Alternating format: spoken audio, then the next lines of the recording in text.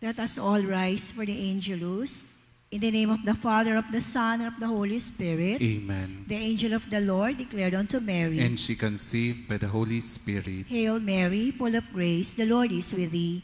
Blessed are you amongst women, and blessed is the fruit of thy womb, Jesus. Holy Mary, Mother of God, pray for us sinners, now and at the hour of our death. Amen. Behold, the handmaid of the Lord. Be it done to me according to your word. Hail Mary, full of grace, the Lord is with thee. Blessed are you amongst women, and blessed is the fruit of thy womb, Jesus. Holy Mary, Mother of God, pray for us sinners, now and at the hour of our death. Amen. And the Word was made flesh, And dwelt among us. Hail Mary, full of grace, the Lord is with thee.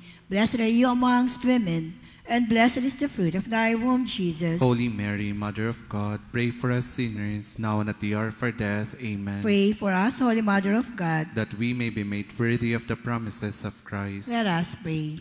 Pour forth, we beseech thee, O Lord, your grace into our hearts, that we, to whom the incarnation of Christ, your Son, was made known by the message of an angel, may, by his passion and cross, be brought to the glory of his resurrection, to the same Christ our Lord. Amen. Glory to the Father, and to the Son, and to the Holy Spirit. As it was in the beginning, is now, and will be forever. Amen. Glory to the Father, and to the Son, and to the Holy Spirit. As it was in the beginning, is now, and will be forever. Amen. And glory to the Father, and to the Son, and to the Holy Spirit. As it was in the beginning, is now, and will be forever. Amen. Please kneel for the prayer for priests.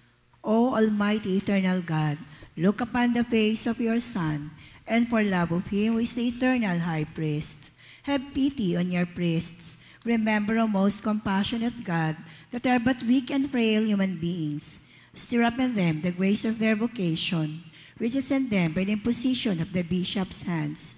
Keep them close to you, lest the enemy prevail against them, so that they may never do anything, in the slightest degree, unworthy of their sublime vocation. O Jesus, I pray for your faithful and fervent priests, for your unfaithful and tepid priests, for your priests laboring at home or abroad in distant mission fields, for your tempted priests, for the lonely and desolate priests, for your young and elderly priests, for your sick and dying priests, for the souls of your priests in purgatory. But above all, I commend to you the priest dearest to me, the priest who baptized me, the priest who absolved me from my sins, the priest at whose masses I assisted, and who gave me your body and blood in holy communion, the priest who taught and instructed me, or helped and encouraged me, all the priests to whom I am indebted in any way. O Jesus, keep them all close to your heart, and bless them abundantly, in time and in eternity. Amen. In the name of the Father, of the Son, and of the Holy Spirit. Amen. Please be seated. To maintain the solemnity of the Eucharistic celebration, may we humbly remind everyone of the following. Do not eat and drink inside the church. Put your mobile phone on silent mode. Refrain from tinkering with your phone, especially during the Mass. Do not let your pets sit on the pews or kneelers. For families with small children, you may sit at San Lorenzo Ruiz Chapel. The ushers, greeters, and collectors will assist you. Please attend to your children while the celebration is going on. We ask for your understanding and cooperation in creating a conducive environment for worship and in making our celebration truly meaningful. Thank you.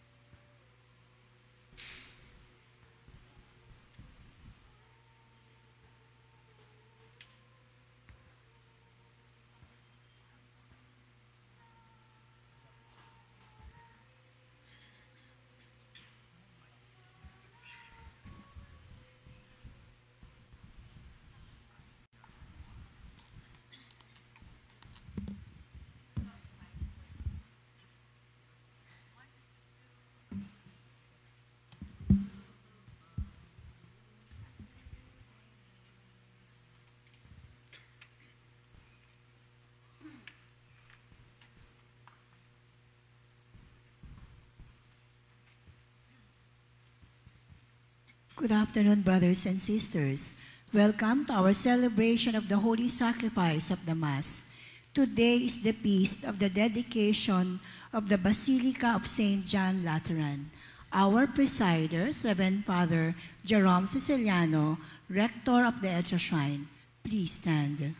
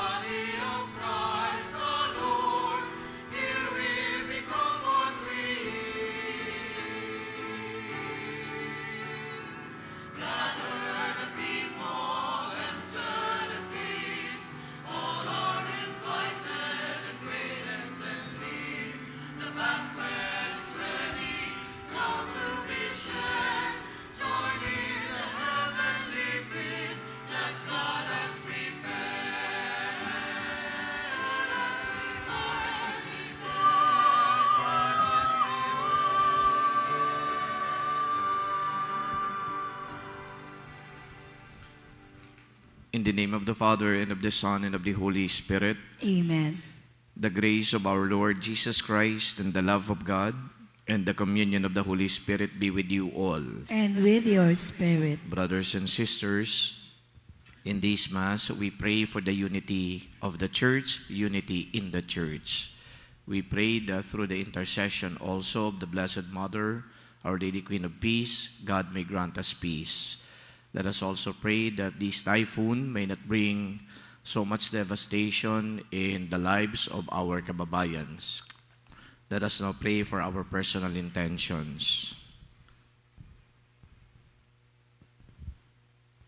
We now acknowledge our sins and so prepare ourselves to celebrate the sacred mysteries. I confess to Almighty God and to you, my brothers and sisters, that I have greatly sinned in my thoughts and in my words, in what I have done and in what I have failed to do, through my fault, through my most grievous fault. Therefore I ask Blessed Mary, ever Virgin, all the angels and saints, and you, my brothers and sisters, to pray for me to the Lord our God. May Almighty God have mercy on us, forgive us our sins, and bring us to life everlasting. Amen. Lord, have mercy. Lord, have mercy. Christ, have mercy. Christ, have mercy. Lord, have mercy. Lord, have mercy.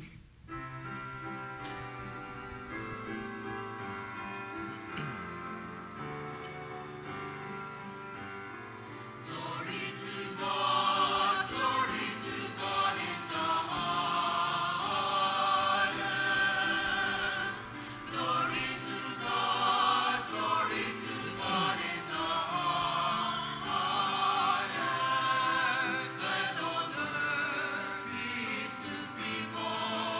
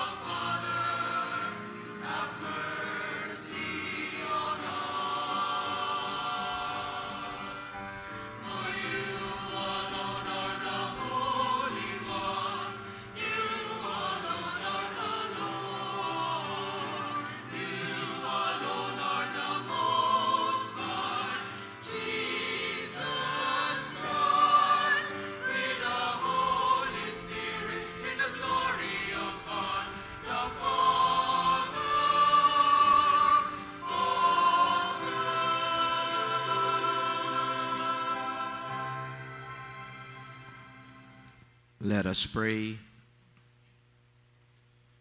O God, who from living and chosen stones prepare an eternal dwelling for your majesty, increase in your church the spirit of grace you have bestowed, so that by new growth your faithful people may build up the heavenly Jerusalem through our Lord Jesus Christ, your Son, who lives and reigns with you in the unity of the Holy Spirit, God, forever and ever. Amen.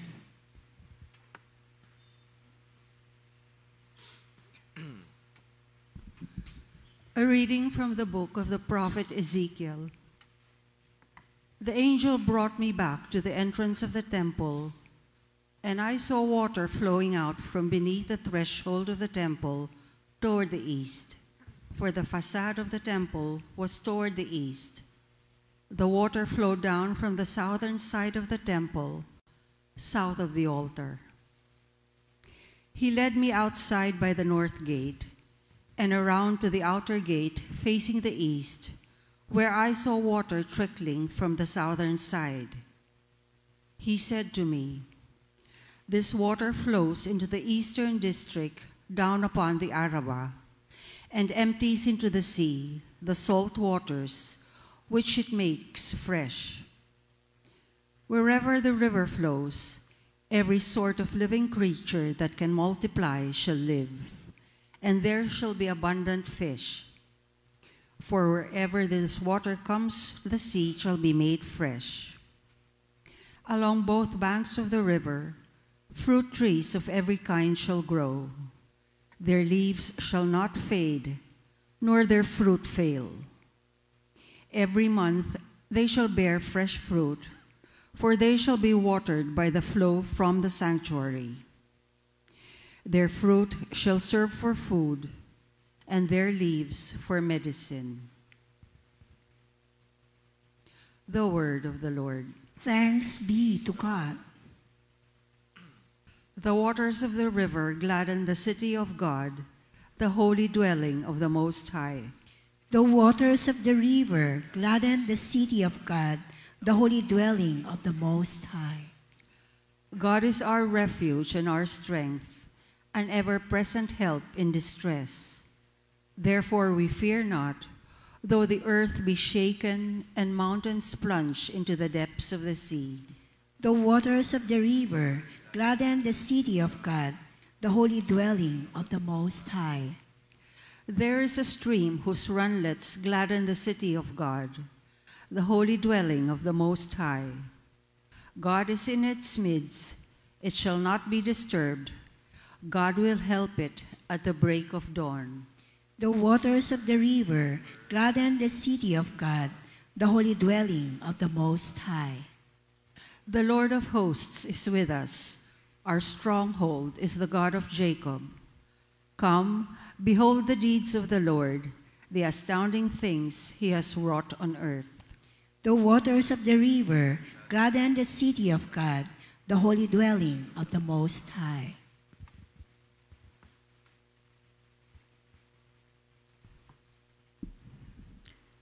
A reading from the first letter of St. Paul to the Corinthians.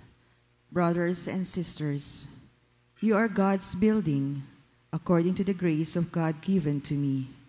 Like a wise master builder, I laid a foundation, and another is building upon it. But each one must be careful how he builds upon it, for no one can lay a foundation other than the one that is there, namely Jesus Christ. Do you not know that you are the temple of God and that the Spirit of God dwells in you? If anyone destroys God's temple, God will destroy that person. For the temple of God, which you are, is holy.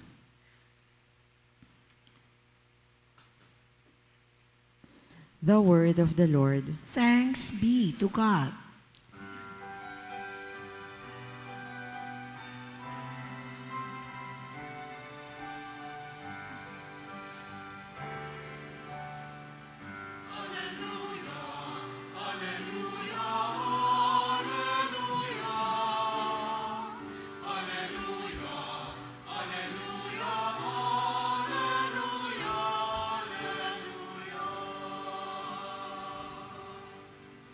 I have chosen and consecrated this house, says the Lord, that my name may be there forever.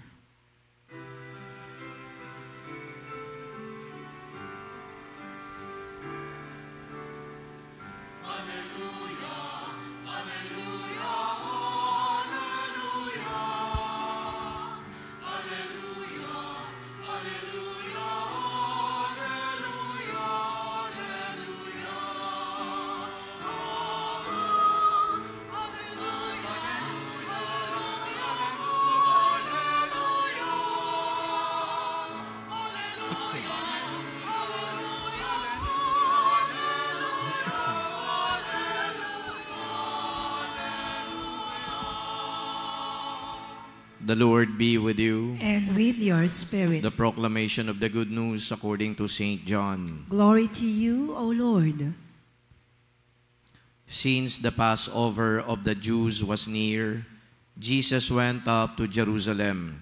He found in the temple area those who sold oxen, sheep, and doves, as well as the money changers seated there. He made a whip out of cords and drove them all out of the temple area with the sheep and the oxen, and spilled the beans of the money changers and overturned their tables. And to those who sold doves, he said, "Take these out of here and stop making my Father's house a marketplace." His disciples recalled the words of Scripture, "Zeal for your house will consume me." At these the Jews answered and said to him, "What sign can you show us for doing this?" Jesus answered and said to them, "Destroy this temple, and in 3 days I will raise it up." The Jews said, "This temple has been under construction for 46 years, and you will raise it up in 3 days?" But he was speaking about the temple of his body. Therefore, when he was raised from the dead, his disciples remembered that he had said this, and they came to believe the Scripture and the word Jesus had spoken. The Gospel of the Lord. Praise to you, Lord Jesus Christ. Magandang tanghali po sa inyong lahat. And of course, welcome ulit dito sa ating National Shrine of Mary, Queen of Peace, mas kilala po sa pangalang EDSA Shrine. At welcome din po, welcome ninyo yung mga katabi po ninyo. Maaari po ba na kahit maulan at bumabagyo ay ngitian po ninyo at batiin po ninyo ng good morning or good afternoon. Nung tumama po ang bagyo sa probinsya ng Cebu, nakikita ko po sa mga post sa Facebook na may mga kababayan tayo na ando doon na po sa bubong ng kanilang bahay. Yung pong ganong sight ay nakakagalit and at the same time, makakaramdam ka ng awa sa ating mga kababayan. Kung totoo man po yun, kasi nakita natin yung sobra-sobra na epekto ng bagyo at nung pagbaha. At of course, hindi maiiwasan na maikonekta po natin ito sa napakatinding korupsyon na ginawa ng ilan po nating mga leader.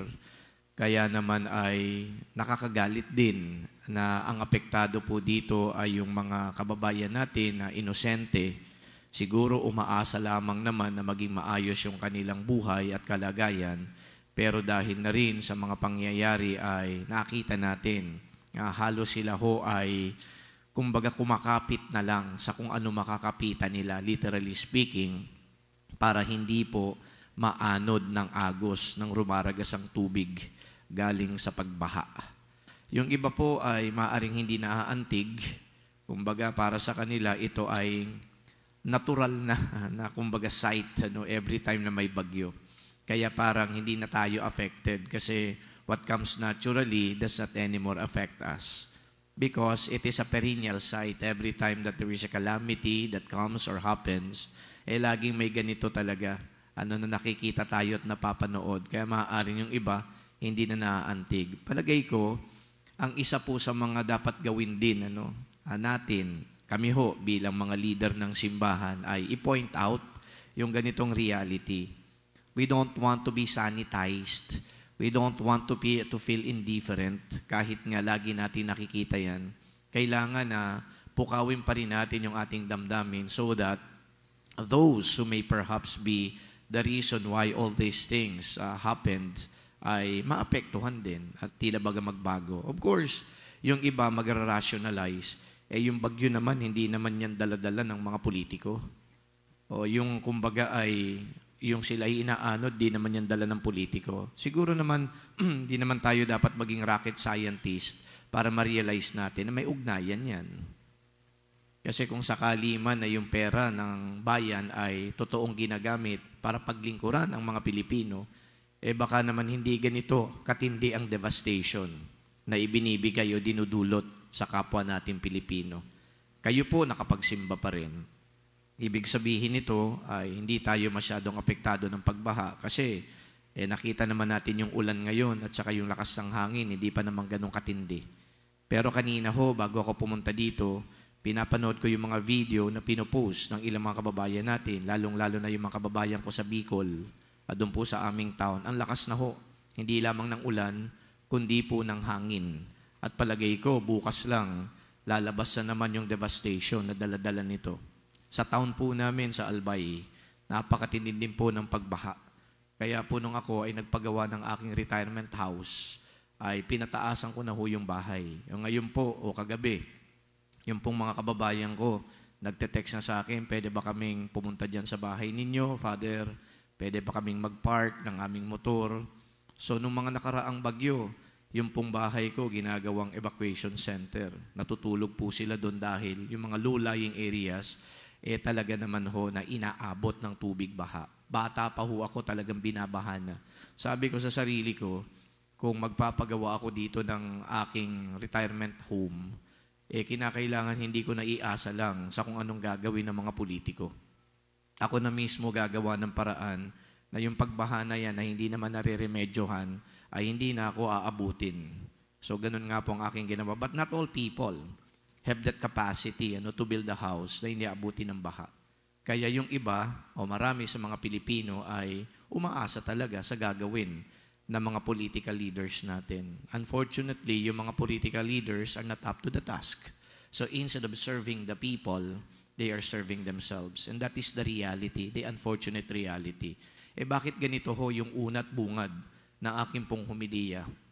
Pinagdiriwang naman natin ngayon, dedication of a church, St. John Lateran Basilica. Yan po yung simbahan ng Santo Papa sa Roma. Yan po yung simbahan that is considered as the mother and head of all the churches in the city of Rome and in the whole world. Bakit pagbaha? Bakit devastation? Sapagkat, binanggit ko sa inyo yung unity. Ano po yung unity dito? When we speak of a church, it is not only the church made of stone. When we speak of the church, in the second reading, you heard it loud. It is all about the temple of God, the temple of the Holy Spirit, and we are the church. At palagay ko, dapat maapektuhan tayo bilang isang simbahan sa mga nangyayari sa ating kapwa-simbahan. Kung tayo mismo dito ay parang hindi naapektuhan, hindi naantig, kung tayo mismo dito ay parang normal na yung mga nangyayari, kawawa yung mga kasamahan natin sa simbahan, ng mga kapwa natin simbahan. Yun siguro mas magandang gamiting description. Yung kapwa natin simbahan, sila ay devastated, sila ay other members that are devastated, that are affected by this, pagbaha, itong bagyo. Kaya parang it is a celebration that arouses in us that deep sense of sympathy and empathy. Hindi pwede na may sense of triumphalism tayo dito. Tayo ay nagbubunyi, nagagalak dahil may ganito tayong pagdiriwang. Pero yung iba naman, ayun, nilalamig, giniginaw, walang masilungan, walang makain. Tapos yung iba namamatay. So that sense of empathy, I think, is an expression of our oneness with the members of this body of God, this temple, made not by stones, but this temple made by each and every one of us. So I'd like to emphasize, dahil nakikita natin na merong Lateran Basilica, which is so magnificent, majestic in its appearance. For those of you who happen to be there, mamamangha talaga tayo sa ganda ng simbahang ito. Kaya ito ay pinupuntahan ng mga pilgrims, mga Pilipino, napakarami na nagpunta doon, and even pilgrims from all over the world. They go to this church because of its magnificence, because of the intricate designs, that we can't help but feel awed by the magnificence of this building. But more than that, I think, it is also being emphasized that di tayo dapat namamanghalang sa ganda ng nakikita nating infrastructure o structure, pero dapat mas mamangha tayo sa pagiging simbahan natin. Tayo, bilang mga mananampalataya, mas mamangha tayo dahil sa koneksyon na meron tayo sa isa't isa. At dapat, kung makikita natin ang ganda sa atin, makita din ang gandang ito sa ating kapwa. But how can we see the beauty of a suffering member of this church, of members that compose this church, but are now wallowing in poverty, but are now deep down in that mud because of the pagbaha na nangyari? Parang hindi natin masikmura. Parang hindi ko makita yung gandang ito. Kung meron man akong ganda na nakikita dahil eto tayo, tipong tahimik, but at the same time, the other members are, suffering. I can't seem to, marvel at the beauty of this. But only, ando doon yung pag-aasam ko na sana may mangyari, sana may mabago, sana gumalaw ang mga dapat gumalaw, sana matulungan ang mga dapat tulungan. And talking about this, I was interviewing a congresswoman yesterday, and she seemed to be filled with hope. Sabi niya, you know what, Father? Meron naman po tayong mga ginagawa, meron po tayong mga engagement sa ilang mga stakeholders, at itong mga pagkilos natin, andi dito po tayo sa kalsada, tayo ay nananawagan, sumisigaw, meron naman pong epekto yan, sabi niya. Kaya po yung mangyayari na namang rally sa November 30, meron naman pong idudulot na maganda yan.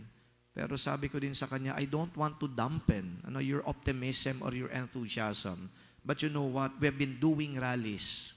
We have been shouting at the top of our voice. Nung nangyari ako, yung kay Ginang Napoles, yung PDAF scam, galit na galit din ang taong bayan doon.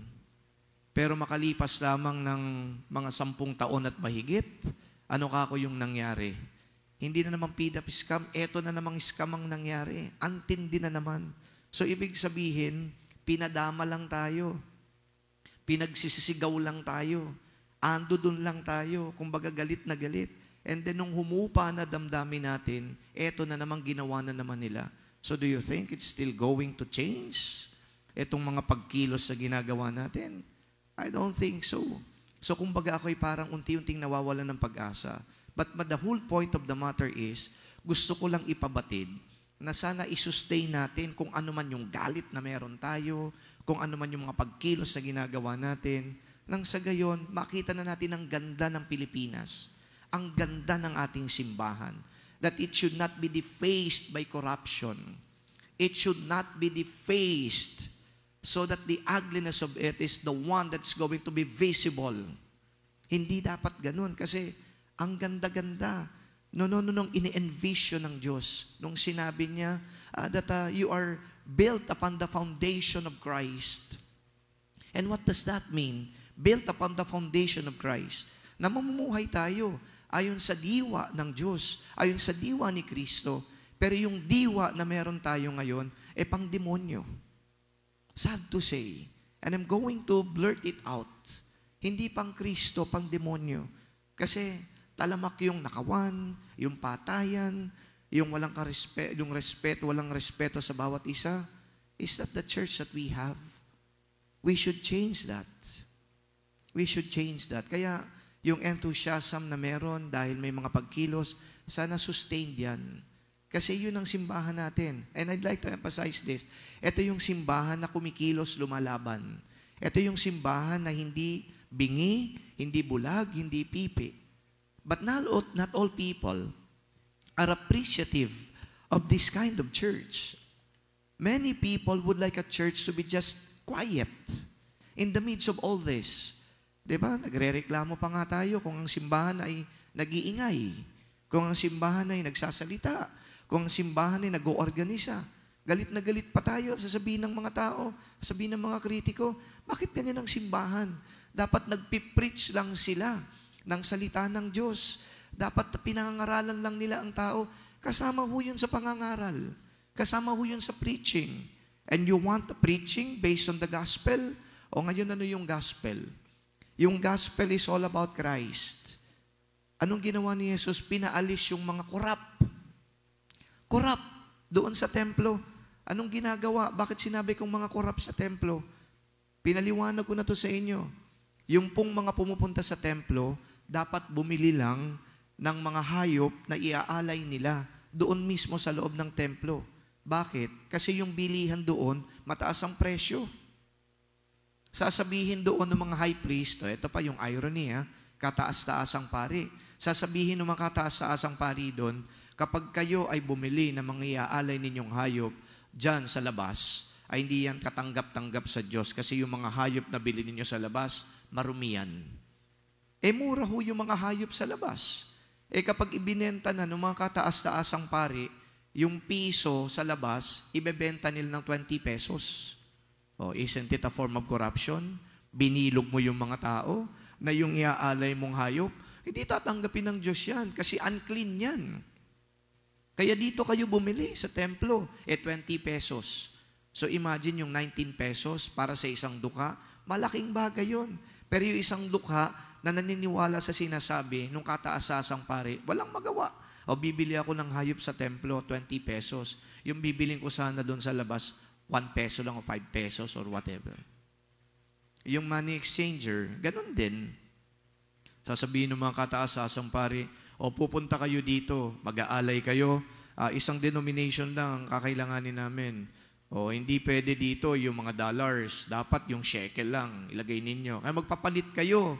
Yung palitan sa labas, di hamak na mas mataas. Yung palitan sa loob, mas mababa. Kanino na pupunta yung interest nun? Ano na naman sa mga kataas-asang pari? Corruption. It's a form of injustice. And you know what Christ did? Eto, ang sinabi niya, lumayas kayo dito. You are turning the house of my Father into a marketplace, a source of corruption. And they are not only turning it into a filthy place, but a source of corruption. There is so much injustice. And the Lord was actually very angry at that. So anong ibig sabihin nun? Tayo bilang isang simbahan, we need to denounce corruption. We need to speak out or speak up. We do not want to be blind. We do not want to be deaf. We do not want, to be mute. No, we have to speak out. Ayaw ng iba. But the Word of God denounces injustice.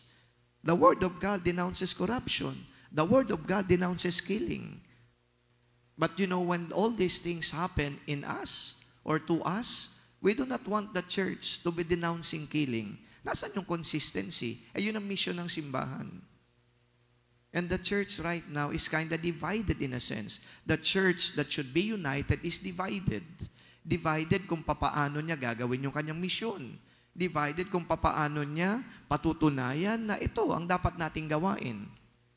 But those who are trying to sow intrigue do not really know the essential mission of the church. The essential mission of the church is not only to preach about, God loves you. Yes, God loves you. That is the primordial message. Oo. Pero tingnan ninyo, kung ako'y nakatayo dito, sabihin ko kayo, mahal na mahal kayo ng Diyos. Pero pag uwi ninyo, wala kayong pambayad sa ganito, sinisingil kayo ng ganito, tapos naaalala ninyo, ang daming mga nagnanakaw, ang daming mga korap. Nasaan yung pagmamahal ng Diyos? Yung iba dito sa atin, walang masilungan, binabahana. Anong pagmamahal ng Diyos? Di ba kung questionin nila yan?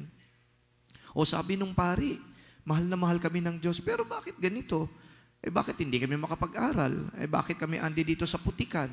Bakit wala kaming bahay? Bakit wala kaming makain? Samantalang nakikita namin yung kapwa, sarap-sarap ng kanilang buhay. Baka naman mahal lang ng Diyos yung mga yan. Napasama pa yung message. Iisipin ng mga naghihikahos, Baka mas mahal lang ng Diyos yung mga corrupt. Don't you think of it? Baka mas mahal lang ng Diyos yung mga congressman. Baka mas mahal lang ng Diyos yung mayor namin. O di hindi mo ngayon napatunayan na mahal ka ng Diyos. Mahal tayong lahat ng Diyos. Kung mahal tayo ng Diyos, we need to do something so that that love of God may be felt by each one. Baka ginagawa tayong instrumento para lumapat nga at maramdaman ng mga kababayan natin na totoong mahal sila ng Diyos. At tanggalin natin sa buhay nila yung mga magnanakaw, yung mga tinetake advantage sila, yung mga oppressor nila. Tanggalin natin yon. Nang sa gayon kapag sila ay napalaya na sa mga taong ganito, baka tuluyan ng umapaw, maramdaman at bumuhos yung pagmamahal ng Diyos. So, temple of the Holy Spirit, we are the church, and this church should be united, should be complementing each other. That is the whole point of this celebration. It is not only about uniting ourselves with the Pope, who is the head of this church, but more than uniting ourselves with the head of the church, it is uniting ourselves with one another. We are brothers and sisters. The fraternity, the unity should be exemplified, should be manifested in who we are and what we are as a church. You know what? In the Second Vatican Council, or for those of you who are not knowledgeable of the Second Vatican Council, sa simbahan mayroong mga councils na ginagawa para pag-usapan nila yung issue. Ano ba yung current issue? Ano ba yung gagawin ng simbahan? Ano bang direksyon ng tatahakin ng simbahan? So the last council, ecumenical council that happened in the church is the Second Vatican Council. It happened in the 1960s. O yung iba dito, naabutan na nila yan. 1960s. Ano yung definition nila ng simbahan? Ang ganda ho ng definition nila ng simbahan na the church is the people of God. Pakiulit niyan. 1, 2, 3, go. The church is the people of God. That's according to the Second Vatican Council. And who defined that? Lahat ng mga obispo, lahat ng mga leaders na naging kasama doon sa Second Vatican Council, they agreed that the church is the people of God. And who are the people of God? I am the people of God. You are the people of God. We are the people of God. You see how beautiful the definition is? The church is the people of God. And it does not pertain to EDSA Shrine, na ngayon kapag umuulan ay may mga tumutulo. Hayaan nyo, pagagandahin natin yan. Maghintay lang tayo. Para akong politiko, na nangangako. Pero gagawin natin yan. Maghintay lang tayo. Ang gaganda ng mga simbahan. But it does not pertain to the infrastructure. No. It pertains to the people. We are the church. Sobra ng pag-i-emphasize ko dito, pero gusto ko lang ho na mas maintindihan natin yung theology, yung nuances. Mas maganda kasi kapag naintindihan natin ang mga bagay, palagay ko mas magkakaroon tayo ng appreciation. The church is the people of God. And what does this church do? It is not just to pray. It is not just to be together and then sing praises and hosannas to the Lord. That is not what the church do or does. Ang ginagawa ng simbahan ay ito, na concretely gawin mo kung ano makakatulong sa iyong kapwa. Alisin mo yung mga balakid para umunlad ang iyong kapwa. Tuligsain natin kung ano yung mga masasama na nakikita natin. Puksain natin kung ano man ang masama na nakikita natin. Nang sa gayon maprotektahan yung pagiging people of God. So today, my dear friends, brothers and sisters, we thank the Lord for giving us this reminder of the essential quality of the church, of the primordial mission of the church. While we marvel at the beauty of this Lateran Basilica, but we should also marvel at the unity and beauty of the people of God. And we are that. At sana po, kahit hindi na tayo napapaalalahanan sa ganitong uri ng misyon natin bilang simbahan at sa kung ano tayo bilang simbahan, lagi na lang natin alalahanin na may dapat tayong gawin para baguhin natin ang mukha. Hindi lang ng politika, kundi ang mukha ng ating lipunan at bayan. Dapat lumutang ang ganda. Dapat mas makita kung ano ang mas makabubuti para sa isa't isa. So may Saint John the Baptist, who is the patron of this church. Kaya Saint John Lateran Basilica, dahil dedicated ito kay Saint John the Baptist, who is the voice in the wilderness. The voice in the wilderness is speaking against injustice and evil in the world. Sana ganun din tayo. Parang si Juan Bautista, nagsasalita at hindi pipi. And of course, as we celebrate again this beauty of the church, may we see the beauty of the love of God. And that beauty, I think, can only be felt, seen, and experienced when we ourselves do something that will unmask the corruption, the ugliness of sin in our midst. Amen.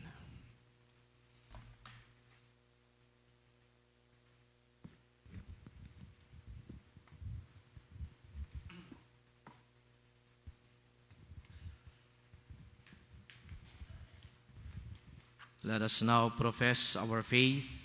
I believe in God, the Father Almighty, creator of heaven and earth, and in Jesus Christ, His only Son, our Lord, who was conceived by the Holy Spirit, born of the Virgin Mary, suffered under Pontius Pilate, was crucified, died, and was buried. He descended into hell. On the third day He rose again from the dead. He ascended into heaven, and is seated at the right hand of God, the Father Almighty. From there He will come to judge the living and the dead. I believe in the Holy Spirit, the Holy Catholic Church, the communion of saints, the forgiveness of sins, the resurrection of the body, and life everlasting. Amen. We are in the house of God, a house of prayer where everything is meant to help us raise our minds and hearts to Him in praise, adoration, thanksgiving, and petition. Having in mind the needs of all mankind, we pray, Lord, graciously hear us. Lord, graciously hear us. That the entire Catholic Church may evermore be for the whole world a clear sign of dedication to the Lord and a constant reminder of the value of worship. Let us pray. Lord, graciously hear us. That the Holy Father, the bishops, and all spiritual leaders may see the fruits of their campaigns in defense of the sacredness of the human person and of religious freedom. Let us pray. Lord, graciously hear us. That those responsible for financial matters in parishes and religious organizations may find honest ways to raise funds which do not give the impression that they are selling the sacraments. Let us pray. Lord, graciously hear us. That all churchgoers may be always aware of the sacredness of all places of worship and behave with respect and dignity. Let us pray. Lord, graciously hear us. Let us pray in silence for personal intentions. Let us also include in our prayers all the intentions offered in this Mass. Thanksgiving of those celebrating their birthdays, couples celebrating their wedding anniversaries. We pray also for those who are sick, especially for the healing of J. Marsan and Maria Elena. We pray for the eternal repose of those who have gone ahead of us. We pray. Lord, graciously hear us. Lord God, look with kindness on this congregation which you have consecrated to your service and assembled here for the offering of the Holy Eucharist. Preserve us from all evil and constantly enable us to offer you every day the worship of an honest life, you who live and reign forever and ever. Amen.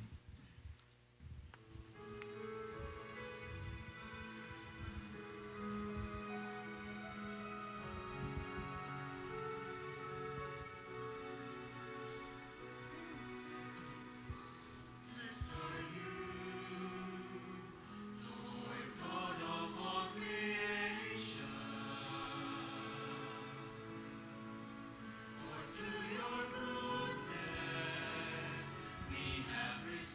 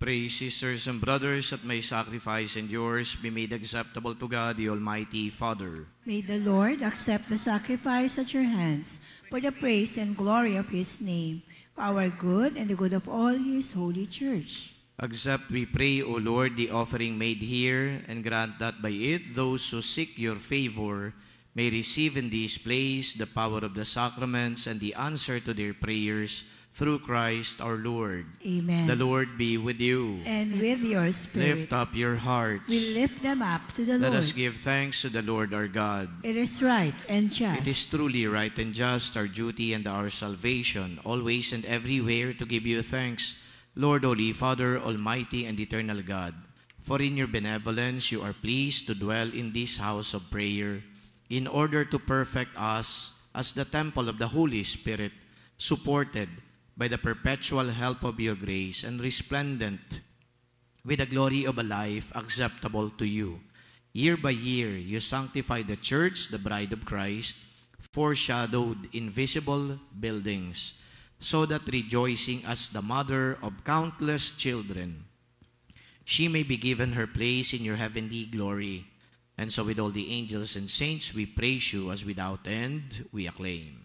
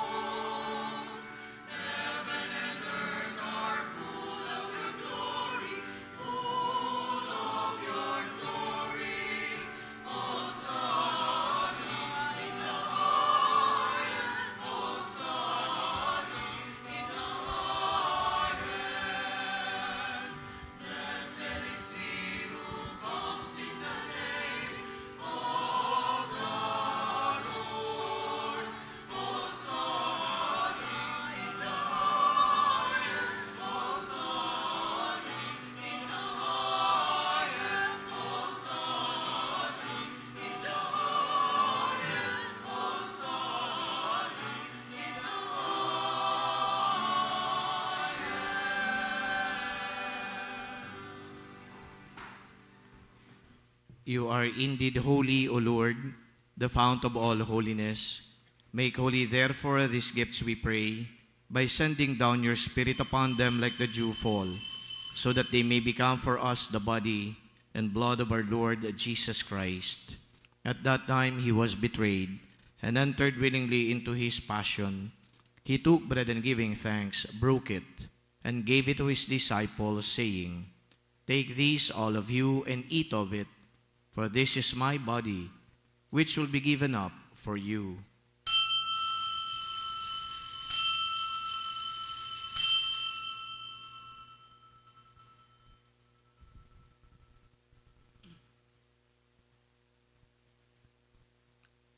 In a similar way, when supper was ended, he took the chalice, and once more giving thanks, he gave it to his disciples, saying, Take this, all of you, and drink from it, for this is the chalice of my blood, the blood of the new and eternal covenant, which will be poured out for you and for many for the forgiveness of sins.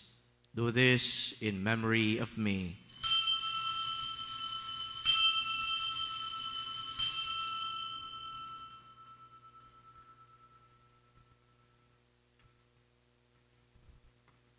The mystery of faith.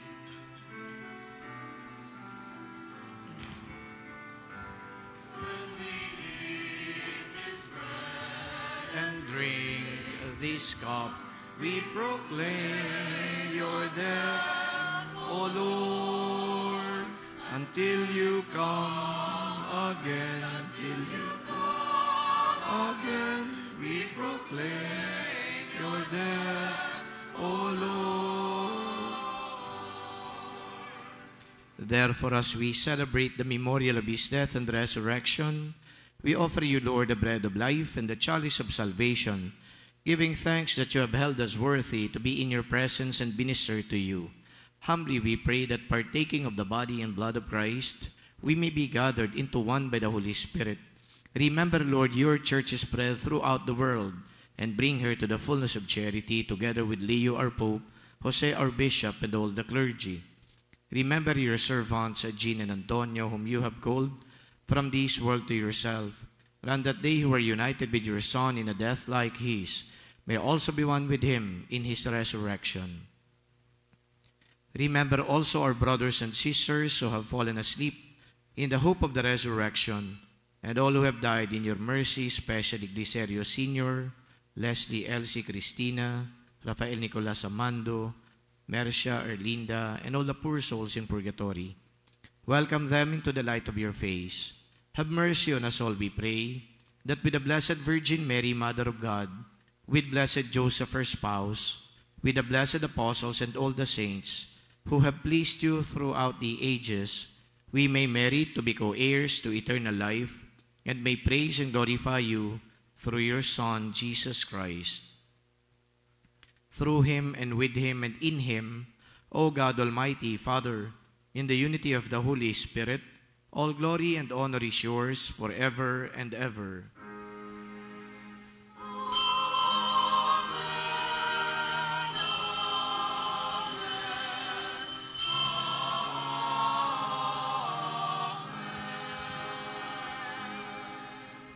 Jesus taught us to call God our Father, and so we have the courage to pray.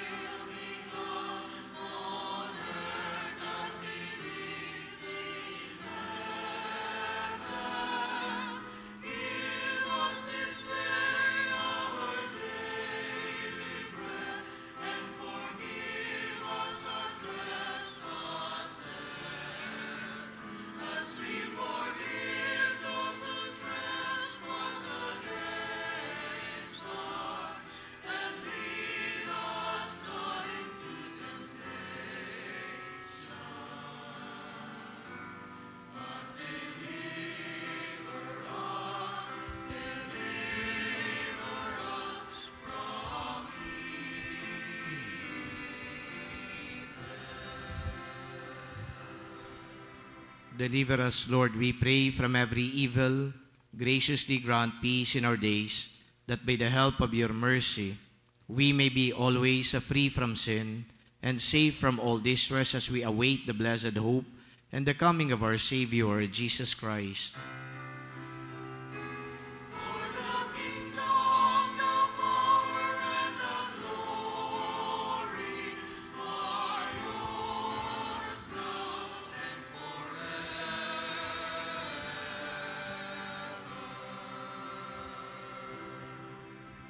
Lord Jesus Christ, who said to your apostles and to all of us gathered here today, "Peace I leave you, my peace I give you.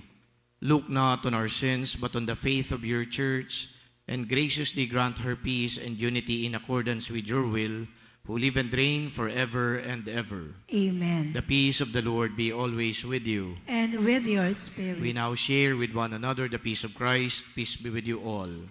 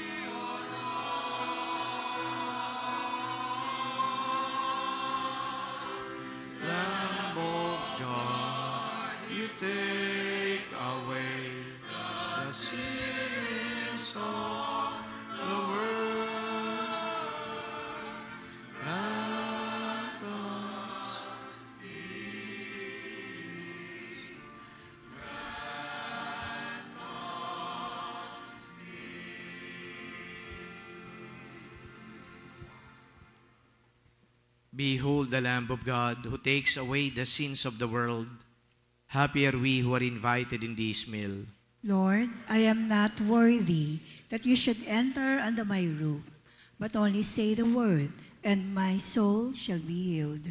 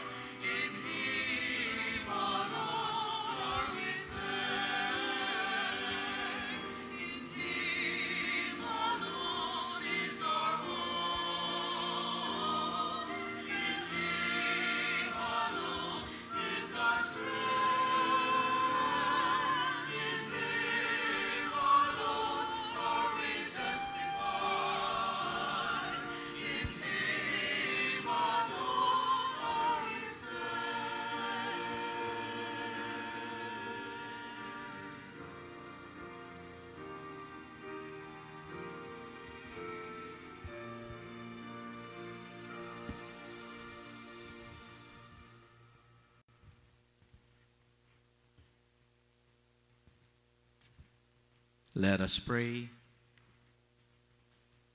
O God, who chose to foreshadow for us the heavenly Jerusalem through the sign of your church on earth, grant, we pray, that by our partaking of this sacrament, we may be made the temple of your grace and may enter the dwelling place of your glory through Christ our Lord. Amen. Please kneel. Prayer for peace. Lord Jesus, we come to you in our need. Create in us an awareness of the massive forces of conflict that threaten our world today, and grant us a sense of urgency to activate the forces of goodness, of justice, of love, and of peace.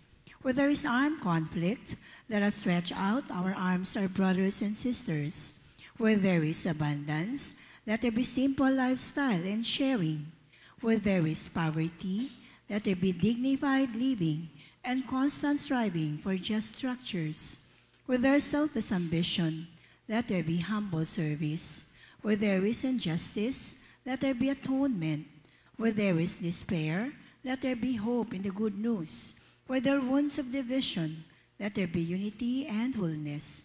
Help us to be committed to the building of your kingdom, not seeking to be cared for, but to care, not expecting to be served, but to place ourselves in the service of others, not aspiring to be materially secure, but to place our security in your love.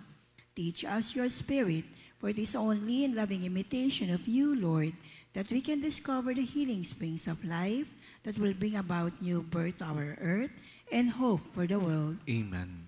Our Lady, Queen of Peace, Pray for us. prayer for deliverance from a typhoon. Loving Father, Creator and Lord of the universe, your providence sustains the foundation of the earth, and your wisdom guides the course of nature. We humbly implore you to spare us from the imminent threat of the typhoon, to keep us safe from all dangers, and calm all the storms of life that threaten each of us. May we be secure in your loving hands, seek your will in all our experiences, and serve you as steward of your creation with grateful heart. Dispel all our fears and anxieties, open our eyes, and touch our hearts, that we may respond to each other's needs.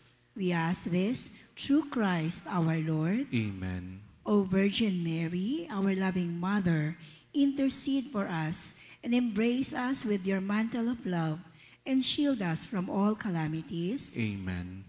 Please be seated for the announcements. In commemoration of all the faithful departed, envelopes are already available for the offering of masses for your departed loved ones. You may or may not give your love offering, but please return them in the box found at the right side of the altar. As part of our continuing effort to address the pastoral needs of our community, we are inviting everyone to attend the talk on recovering from stress and trauma during calamities on November 15, 2025, Saturday, from 3:30 to 5 p.m. here at the main church. The resource speaker is Dr. Dan August B. Nanao, a licensed psychologist and certified quality professional. The Shrines Education Ministry is in need of members between 18 to 60 years old who are willing to be trained in the teachings of the Catholic Church and are interested in conducting formation programs for our community. If interested, you may leave your contact number to the Shrine Office or contact Sister Sila Caro at 0906-318-6858. The Shrine's Free Clinic Ministry is in need of volunteer dentists, doctors, optometrists, and nurses. For details, please coordinate with Mrs. Edith Del Mundo at this number, 0919-991-4681. Thank you for your kind attention. Prayer for the dead. In your hands, O Lord, we humbly entrust our brothers and sisters. In this life, you embrace them with your tender love. Deliver them now from every evil, and be them eternal rest. The old order has passed away.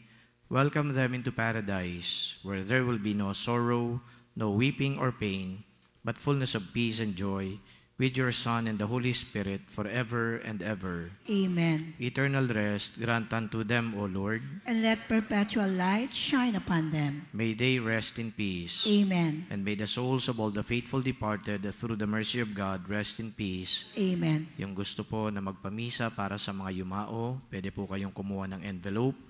Sulat po ninyo yung mga pangalan ng mga yumao at ibalik niyo po yung envelope dun po sa box, with or without your love offering.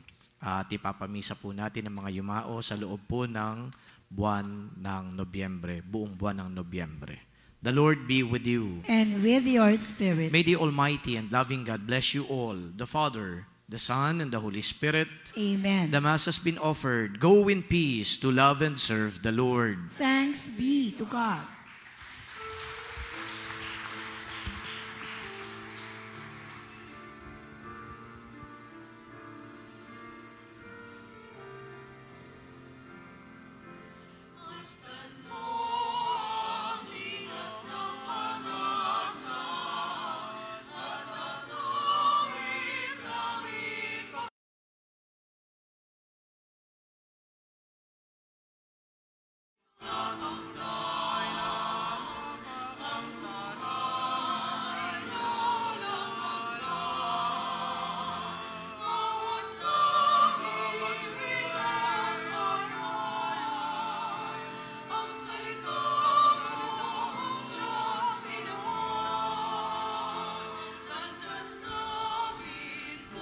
Kami